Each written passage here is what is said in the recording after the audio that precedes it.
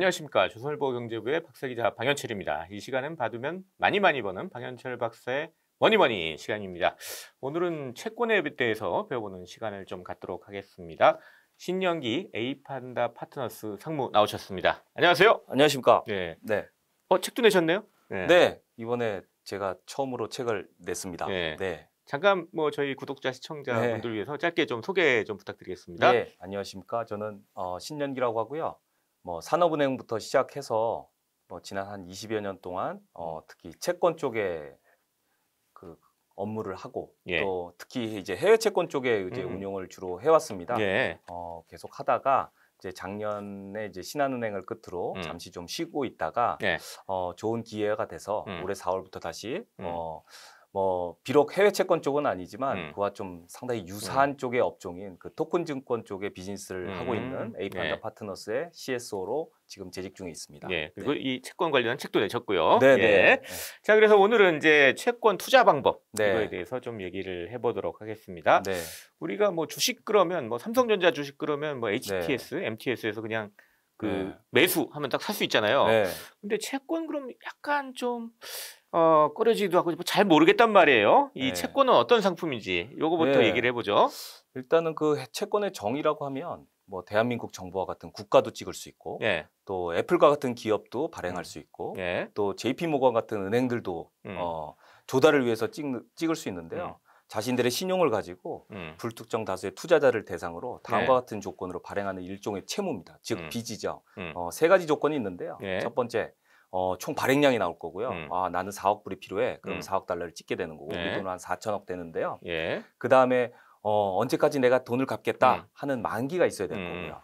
마지막으로는 주기적으로 우리 채권을 사줬으니까 거기에 대한 대가를 줘야 된다. 그래서 확정 수익을 주기마다 줍니다. 그걸 우리가 흔히 말하는 이자라고 하죠.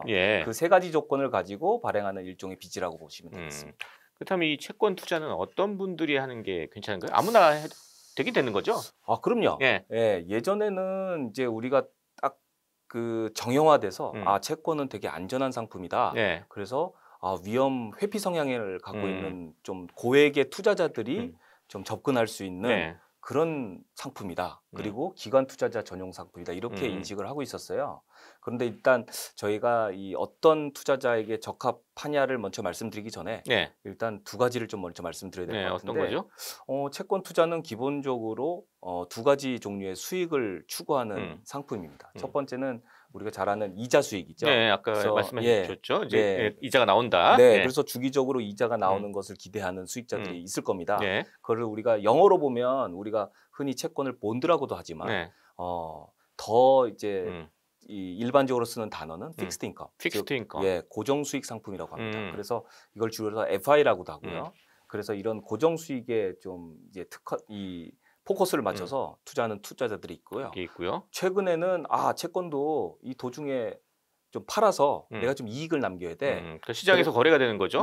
시장에서 거래가 되는 상품입니다. 그래서 내가 이익을 볼 수 있어. 이렇게 이제 초점을 맞추고 들어가는 그런 이제 종류가 있는데 그걸 우리가 자본 차익이라고 하죠. 보통 우리가 나중에 다시 설명드리겠지만 금리와 채권의 가격은 서로 반비례를 하죠. 그래서 금리가 하락하는 그 시기에는 채권 가치는 올라가게 돼 있습니다. 그래서 기존에 보유하고 있던 사람들은 그 가치가 상승하는 것을 추구하는 전략을 쓰게 되는데 그거를 이제 자본 차익이라고 하죠. 그래서 이 두 가지 종류의 그 수익을 가지고 어떤 쪽에 포커스를 맞추냐에 따라서 투자자의 성향이 달라질 텐데 최근에는 근데 상당히 많이 다양해졌습니다. 그러니까 예전에는 채권을 사서 나는 끝까지 보유해야지. 그래서 아까 제가 말씀드렸던 위험 회피 성향의 투자자들이 그러한 성향을 좀 끼쳐서 예전에는 위험을 좀 꺼려 하시는 분들이 투자하는 상품이다. 이렇게 제가 말씀을 드리지만 지금 현재는 그렇지 않습니다. 상당히 공격적으로 금리가 하락하는 게 아니고 오히려 금리가 상승할 때 배팅을 해서 수익을 얻는 투자자들도 있고요. 그 다음에 나는 금리의 그 움직임에 따라서 배팅하고 싶지는 않아. 그래서 장단기 금리 차이를 이용해서 투자하는 투자자들도 있고요. 마지막으로는 회사채에 투자를 하는데 분명히 회사채 상황이 좋은데 금리는 올라가. 그러면 그대로 들고 있으면 채권 깨지겠죠. 그래서 이쪽에 일부 금리가 올라가는 부분은 해지를 하고 나머지 회사채의 그 스프레드를 가지고 회사채 스프레드 축소에 포커스를 맞추는 투자자들도 있습니다. 네. 즉 최근에는 채권의 그 투자자의 그 스펙트럼이 상당히 다양해져서 어떤 투자자가 어디 전략에 맞겠습니다 이렇게 얘기할 수 있어도 정형화되게 어떤 투자자가 채권 투자자는 꼭 이런 투자자들만 할 수 있습니다. 이렇게 말씀드리기는 좀 어렵다. 이렇게 말씀드릴 수 있겠습니다. 이미 맛배기로 근데 다 말씀을 해주셨는데 그렇다면 채권에 투자하는 방법 이거는 어떤 게 있을까요? 크게 뭐 아까 이자를 얻는 게 있고 또 자본 차익을 얻는 게 있고 이렇게 볼 수 있을 것 같은데요. 네, 맞습니다. 그래서 뭐 그렇게 이제 투자를 하기 위해서는 사실 과거에는 이제 개인들이 채권 투자하기 상당히 어려웠죠. 직접 투자하는 그 시장은 사실 기관 투자자들의 전유물이었으니까요. 근데 이제 최근에는 그런 직접 투자도 그 증권사의 HTS를 통해서 이렇게 일부 종목에 대해서는 매입하는 경우가 많이 늘어났고요. 특히 국채 같은 경우에는 직접 사고 팔고 하는 장내 거래가 상당히 활발한 걸로 알고 있습니다. 이제 그렇지만 대체적으로 보면 상당히 보편화된 그 방식은 간접 투자 방식이죠. 그래서 채권형 펀드에 예전에는 많이 투자를 했다가 최근에 ETF가 발전하면서 채권형 ETF에 투자하는 투자자들이 많아졌습니다. 그래서 이 투자자들은 ETF 안에 들어가 있는 이자 수익 그리고 ETF 안에 들어가 있는 자본 차익을 추구하는 그런 투자자들이 많아졌죠. 네. 지금 방금 ETF 말씀하셨는데 ETF 그럼 상장지수 펀드 해가지고 증시에 상장돼 있는 거잖아요. 그러니까 채권도 증시에 상장돼 있는 주식처럼 이렇게 거래할 수 있는 이런 거다 이렇게 이해하면 될 텐데 이게 작년에 상당히 채권형 ETF들이 많이 나왔어요. 이 채권형 ETF는 어떤 것들이 좀 있나요? 뭐 종류별로 말씀을 드리면 크게 세 가지로 제가 좀 이제 뽑을 수 있을 것 같아요. 그게 세 가지요. 첫 번째는 전통적인 방식의 ETF. 그러니까 그냥 채권을 사서 그대로 보유하고 있는 그래서 금리가 하락했을 때 이제 자본 차익을 추구하는 그런 전략을 추구하는 ETF가 있고요. 그게 이제 우리 흔히 제 책에도 소개를 했지만 듀레이션형 ETF입니다. 그래서 금리 하락에 베팅을 해서 듀레이션이 커질수록 그 수익이 커지고 반대의 경우에는 더 손실이 커지는 경우가 되겠죠. 그다음에 이제 최근에 나온 이제 ETF로는 듀레이션 갖고는 너무 위험이 커지니까 이거를 딱 잘라갖고 나는 크레딧 스프레드에만 포커스를 맞출래. 이렇게 지금 만들어진 ETF가 있죠. 그래서 보통 해외 채권형 그 회사채 ETF 중에 알파벳 끝에 티커가 H로 끝나는 것들이 보통 크레딧 스프레드에 그 배팅하는 그런 ETF가 되겠습니다. 마지막으로는 이제 장단기 금리 전략인데요. 여기에 따른 이제 그 금리의 흐름과는 관계없이 자기가 정한 특정한 단기와 장기를 정해놓고 그 둘 간의 스프레드 차이를 가지고 배팅하는 ETF도 최근에 이제 미국에서는 많이 나와 있습니다. 그래서 이제 이런 것들을 가지고 좀 활발하게 ETF가 구성돼 있다 이렇게 말씀드립니다. 크게 한 세 가지 종류로 이제 채권형 ETF를 나눌 수 있다. 근데 이제 최근에 제가 들으니까 만기 매칭형 ETF, 채권형 ETF 중에 이런 게 나왔다고 그래요. 그러니까 ETF 그럼 주식하고 똑같기 때문에 만기란 게 원래 없는 거잖아요. 근데 만기를 또 이렇게 뭐 만들 수 생길 수 있게 해서 만든 ETF가 있다고 하는데 이건 어떤 건지 좀 알고 싶습니다. 만기 매칭은 그 연도를 딱 끊어 놓는 거죠. 그래서 보통 끝에 2024, 2025, 2026 그리고 투자 등급이냐 하이힐드냐 이렇게 해서 나눠지는 그 ETF들이 많이 나와 있죠. 특히 이제 작년에 많이 인기를 끌었는데요. 작년에 이제 금리 상승기에는 보통 채권에 투자하면 일반적으로 깨지는 이제 장세였지 않습니까?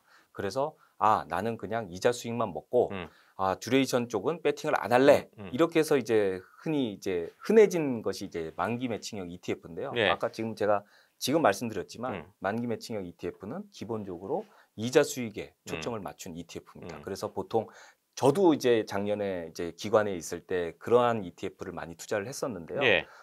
사실 이자 잘 들어오고 금리가 올라가도 크게 걱정 없는 그런 ETF로서 각광을 받았던 그런 기억이 납니다. 일반적인 채권, 그러니까 그 만기 때까지 갖고 있다가 이자만 이렇게 얻는 그런 방식으로 투자할 수 있는 ETF다 이렇게 보면 되겠네요. 그래서 이제 보통 이제 ETF가 청산이 된다. 이 청산이라는 단어가 사실 좀 우리에게 두려운 단어지 않습니까? 청산은 무섭죠. 회사가 망하면 청산이 되는데 내가 돈을 받아 말아 이렇게 되지만 ETF는 기본적으로 만기가 되면 그 자녀 자산이 그대로 고객들에게 투자한 그 지분만큼 그대로 배분당하게 되니까 너무 걱정 안 하시고 투자하셔도 됩니다. ETF는 그렇게 좀 투자를 하면 되고 근데 직접 개별 채권에 투자하시는 분들 요새 많이 들었다고 맞습니다. 아까 말씀하셨잖아요. 네. 그 개별 채권에 투자할 때는 어떤 걸 포인트를 좀 잡아가지고 투자하는 게 좋겠습니까? 우리가 흔히 3가지 정도를 제가 좀 꼽을 수 있겠습니다. 첫 번째는 당연히 기업이 원금을 갚을 수 있는 능력이 있어야 되겠죠. 당연하죠. 우리가 흔히 말하는 신용 리스크라고 합니다. 그래서 보통 이제 공모 채권을 발행할 때는 이제 해외 같은 경우에는 무디스, S&P 그리고 피치 그중 적어도 한 개사의 신용 등급을 의무적으로 받게 돼 있고 투자자들은 사실 그 등급을 보고 이 회사가 어느 정도의 위험을 갖고 있는지 대략적으로 판단을 하게 되죠. 그래서 우선 그 신용 등급을 가지고 개별 기업의 리스크를 체크를 해야 되고요. 그다음에 두 번째 업종입니다.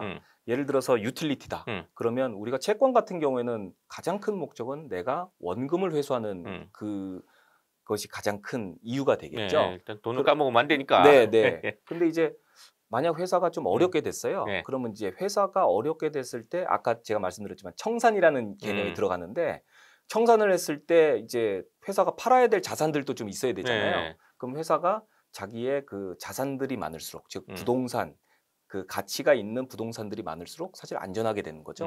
그래서 업종을 보면 유틸리티라든지 이렇게 자산이 많은 기업들이 같은 등급이라도 그 자산이 별로 없는 IT라든지 이런 소프트웨어 업종 이런 거보다는 스프레드가 좀 낮은 편입니다. 그래서 이런 업종들도 좀 판단해가면서 이렇게 말씀드릴 수 있겠고요. 두 번째는 시장에서 진짜 거래가 잘 되느냐 하는 그런 부분입니다. 그래서 우리가 흔히 유동성 리스크라고 이제 말을 하는데요. 과연 그러면 유동성 리스크는 어떻게 내가 판단해야 될까? 이런 이제 좀 이슈가 있는데 저는 크게 두 가지를 보고 있습니다. 첫 번째 실제 시장에서 사자팔자 호가가 이제 형성이 될 텐데 채권도 그렇게 호가가 있어요? 네. 뭐 가격으로 호가가 될 수도 있고 우리나라 같은 경우에는 이제 직접 채권 같은 경우는 일드로 하죠. 이제 수익률을 가지고 호가가 형성되는데 이 사자팔자 호가가 넓어질수록 사실 거래하기가 어렵겠죠. 내가 상대방의 사자에게 팔려고 하고 내가 상대방의 팔자에게 사자고 할 때 그 간격이 넓어질수록 내가 손해보는 것은 더 넓어질 테니까 이 거래가 잘 안 되는 부분이 있고요. 두 번째는 약간 보편적인 부분인데 저는 기본적으로 글로벌 채권 같은 경우에 달러 채권 기준으로 3억 달러 이상이면 유동성이 어느 정도 있구나 이렇게 판단하고 있고요. 그다음에 ETF 같은 경우에는 총 이제 우리가 시가총액이라고 하는 그 AUM이 한 1억 불 정도 되면 이 정도면 시장에서 거래하는데 크게 문제가 없겠다. 이렇게 저는 판단을 하고 있습니다. 마지막으로는 이제 당연히 시장 리스크죠. 시장 내가 투자를 했는데 갑자기 시장이 급변해서 가격이 확 변한다. 무슨 위기가 닥쳤다 그러면 그건 뭐 어떻게 할 수 없잖아요. 특히 이제 가장 가까운 이제 예로는 작년에 이제 인플레이션 때문에 금리가 치솟았을 때 듀레이션이 길게 갖고 있었던 회사들은 상당히 피해를 많이 받겠죠. 이제 그러한 시장 리스크 부분에 대해서도 크게 상당히 염두에 둬야 된다. 그래서 특히 사고팔고를 적극적으로 하는 기관이나 개인들에게는 이런 시장 리스크, 특히 듀레이션 리스크를 좀 이제 염두에 두고 투자를 해야 된다. 이렇게 말씀드리고 싶습니다. 우리가 사실 처음에 얘기할 때 이제 채권 가격하고 금리가 좀 반대로 움직인다, 거꾸로 움직이는 이 측면을 살짝 얘기를 했었는데 이 채권 투자하시는 분들이 이걸 가장 어려워하시는 부분인 것 같아요. 이거 어떻게 좀 쉽게 좀 설명을 좀 해주시면 좀 도움이 될 것 같습니다. 제가 뭐 만약에 두 가지 옵션이 있습니다. 이제 두 나라의 국채를 똑같은 만기의 국채 그리고 쿠폰이 없는 제로 쿠폰 국채를 산다고 가정을 하죠. 그래서 하나는 미국의 신용 등급, 미국의 이제 국채다. 미국 국채. 하나는 아르헨티나 국채다. 이렇게 가정을 해보겠습니다. 미국은 우리가 잘 알다시피 안전자산이잖아요. 그래서 망할 위험이 없다. 그리고 세계 최고의 안전자산이라 이렇게 인식이 돼 있습니다. 그래서 보통 주식시장이 어려우면 다 채권으로 가지 않습니까? 반면에 아르헨티나는 제가 알기로 1816년에 스페인으로부터 독립을 했는데 그 후 지금까지 9번 파산을 했다고 합니다. 그 정도로 신용 등급이 안 좋죠. 그러니까 국가의 위험이 상당히 큰 나라라고 할 수 있습니다. 그리고 실제로 신용 등급도 보면 미국은 현재 S&P 기준으로 AA 플러스고요. 아르헨티나는 CCC 마이너스입니다. 그러니까 그 등급으로 봤을 때도 그 위험을 우리가 알 수가 있죠. 그러면 제가 5년짜리 미국 국채를 투자했을 때는 나는 이 투자에 있어서 그렇게 크게 요구 수익률이 없어도 그냥 투자할 수 있어. 그래서 안전하니까. 안전하니까요. 그래서 저는 연 5%면 충분하겠어. 이렇게 이제 하고 미국 국채를 사옵니다. 그럴 경우에는 이제 5년 후에 내가 100이라는 숫자를 받는다고 가정을 했을 때 내가 지금 투자해야 될 금액은 5년 후에 원금 100을 내가 요구하는 수익률 5%로 5년 동안 할인하는 금액이 되는 거고요. 그러면 이걸 수식으로 보면 보통 100을 1.05에 5승을 한 걸로 나눕니다. 그러면 복잡한데 결론적으로 그러면 한 78 정도 나오더라고요. 그럼 78에 나오는데 똑같은 식으로 제가 아르헨티나 국채를 투자했을 때는 내가 100을 받기 위해서는 5년 동안 무슨 일이 일어날지 몰라요. 그래서 야, 나는 적어도 이 채권에는 적어도 연 30%는 내가 받아야겠어. 거의 주식 수익률이잖아요. 그러면 그래 오케이 해서 합의를 받습니다. 계산을 해보면 똑같은 식으로 계산을 해보면 한 27 정도가 나오더라고요. 그럼 나는 현재 투자를 아르헨티나 국채를 27에 투자를 해서 만약 망하지 않는다면 없으면 5년짜리 그러니까 5년 후에 100을 받을 수 있으니까 안 망했을 때는 그만큼 수익률이 높아지는 개념이 되죠. 결국은 이 말을 하고 싶어서 제가 이 두 가지 예를 들었는데 기본적으로 현재 채권 가격은 미래에 내가 받아야 될 현금 흐름을 내가 요구하는 요구 수익률, 우리가 채권 금리라고도 하고 시장 수익률이라고도 합니다. 이 수익률로 할인을 합니다. 현재 가치로 할인을 한 현재 가치의 그 현금 흐름이 바로 채권의 가격이 됩니다. 따라서 채권의 가격은 결국 수익률과 반비례할 수밖에 없는 그런 구조로 가게 되고 그래서 금리가 오를수록 채권이 떨어진다. 금리가 떨어질수록 채권 가격이 오른다. 이렇게 말씀드릴 수 있겠습니다. 그럼 이 채권 투자할 때는 이게 금리만 봐야 돼요? 아니면 또 다른 지표들 이런 것도 좀 봐야 되는 겁니까? 사실 뭐 다음 책에 대한 스포일러가 좀 될 수도 있는데 제가 지금 경제지표 책을 또 준비하고 있고 이게 이제 곧 이제 다음 달 정도면 출간을 할 수 있을 것 같은데요. 사실은 이 경제지표도 이 채권 금리에 상당한 영향을 주죠. 특히 뭐 최근의 예를 한번 들어보겠습니다. 저희가 이제 7월 12일에 CPI가 발표가 됐는데 시장의 예상보다 CPI가 낮게 나왔죠. 그래서 이제 물가 올라가는 거는 점점 둔화되고 점점 연준이 목표로 하고 있는 장기 인플레이션 2%에 가까워진다. 이런 기대감으로 채권 금리가 엄청나게 많이 빠졌습니다.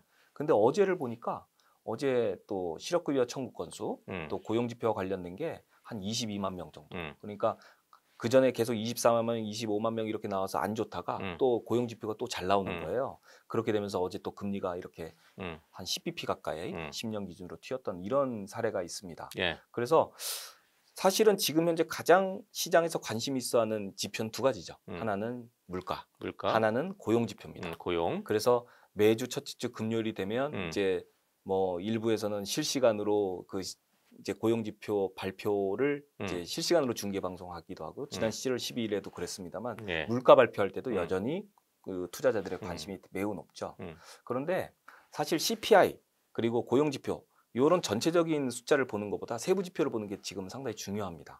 그래서 보통 이제 우리가 CPI를 예를 들면 우리가 헤드라인 CPI하고 그 다음에 코어 CPI 두 가지로 나눠지는데 헤드라인 CPI에는 우리가 흔히 아는 음식료, 그 다음에 에너지가 많이 들어가 있는데 이게 이제 CPI 한 20%를 차지합니다. 근데 매일매일 변해요. 우리가 뭐 갑자기 러시아하고 우크라이나 전쟁이 나면 유가가 뭐 100불이 넘었다가 지금 또 중국이 조금 안 좋다고 하니까 70불, 60불 이렇게 가지 않습니까? 이렇게 이제 전체적인 헤드라인은 변동성이 심한 반면에 이 근원 CPI는 변동성이 별로 없고 좀 대체적으로 트렌드하게 움직입니다. 그래서 이 중앙은행에서는 보통 이제 근원 물가를 많이 보게 되니까 사실 그냥 우리가 헤드라인으로 나오는 큰 숫자보다는 그 안에 있는 세부 숫자를 좀 봐주십사 하는 부분을 제가 꼭 강조하고 싶습니다.